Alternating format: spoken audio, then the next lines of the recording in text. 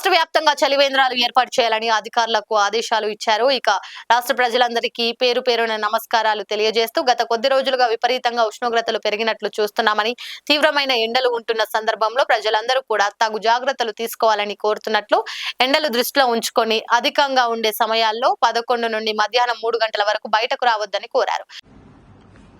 తెలంగాణ రాష్ట్ర ప్రజలందరికీ పేరు పేరున నమస్కారాలు. మనం చూస్తున్నాం, గత కొన్ని రోజులుగా విస్తృతంగా విపరీతంగా ఉష్ణోగ్రతలు పెరిగి మరి తీవ్రమైనటువంటి ఎండలు వస్తున్న సందర్భంలో ప్రజలందరూ కూడా తగు జాగ్రత్తలు తీసుకోవాలని కోరుతా ఉన్నాం. మరి ఎండలను దృష్టిలో పెట్టుకొని మధ్యాహ్నం పూట 11-12 గంటల నుంచి 3 గంటల వరకు బయటికి రావద్దని కూడా కోరుతున్నాం.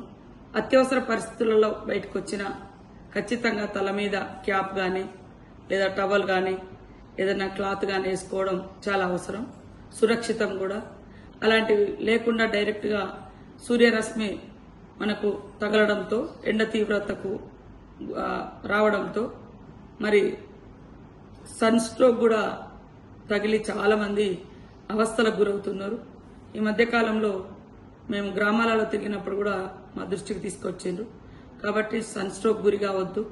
దాని మూలంగా రకరకాల హెల్త్ ఇష్యూస్ కూడా వస్తాయి, ఆరోగ్య సమస్యలు వస్తాయి. కాబట్టి అందరూ ఉదయం 6 గంటల నుంచి 10 గంటల వరకు మేము ఈ పనులను ముగించుకొని మరి ఇండ్ల దగ్గర ఉండడం శ్రేష్టకరం, సురక్షితం అని తెలియజేస్తూ ఈ ఎండ యొక్క తీవ్రతను దృష్టిలో పెట్టుకొని మరి ఈ సంవత్సరం కూడా మన పంచాయతీరాజ్ శాఖ నుంచి ప్రతి గ్రామ పంచాయతీలో, మేజర్ గ్రామ పంచాయతీలలో, మండల హెడ్ క్వార్టర్లలో మరి చలివేంద్రాలు కూడా పెట్టి పట్టణాలకు కానీ వివిధ పనుల రీత్యా మరి దగ్గరలో ఉన్న మేజర్ గ్రామ పంచాయతీ కానీ వచ్చినటువంటి ప్రజలకు మంచినీళ్ళు అందించాలనే లక్ష్యంతో మరి మా కమిషనర్ దివ్యాదేవరాజన్ గారి ద్వారా అందరు డిపిఓలకు మరి ఆదేశాలు ఇవ్వడం జరిగింది.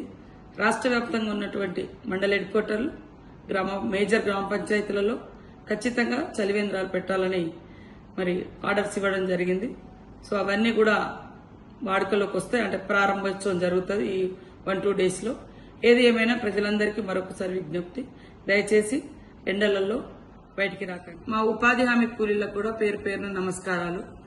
మరి ఉపాధి హామీ పనులు వాస్తవానికి ఎండాకాలమే ఎక్కువ జరుగుతుంది, చాలా పెద్ద ఎత్తున అందరు పాల్గొంటున్నారు. కానీ ఎండలు ఉన్నాయి కాబట్టి ఒకవేళ ఎండలో కొద్దిగా పనిలో ఉన్నప్పుడు కూడా ఖచ్చితంగా తలకు గుడ్డ కట్టుకొని పనిచేయడం చాలా అవసరం. అదేవిధంగా అందరికీ మరి అక్కడ ఎమర్జెన్సీ కింద కూడా టెంట్స్ కానీ, మంచినీటి వ్యవస్థ కానీ ఇవన్నీ కూడా ఏర్పాటు చేయాలని ఆదేశించడం జరిగింది. మరి ఉపాధి హామీ కూలీలు కూడా మీకు ఒక బాధ ఉంది, ఆ ఫొటోస్ తీస్తున్నారని. అది ఈ మధ్య కాలంలో కేంద్ర ప్రభుత్వం, బీజేపీ ప్రభుత్వం తీసుకొచ్చిన నిబంధన కాబట్టి అది అమలు చేయాల్సి వస్తుంది. ఏది లైక్ చేయండి, షేర్ చేయండి, సబ్స్క్రైబ్ చేయండి. మరిన్ని వీడియోల కోసం బెల్ సింబల్ పై క్లిక్ చేయండి.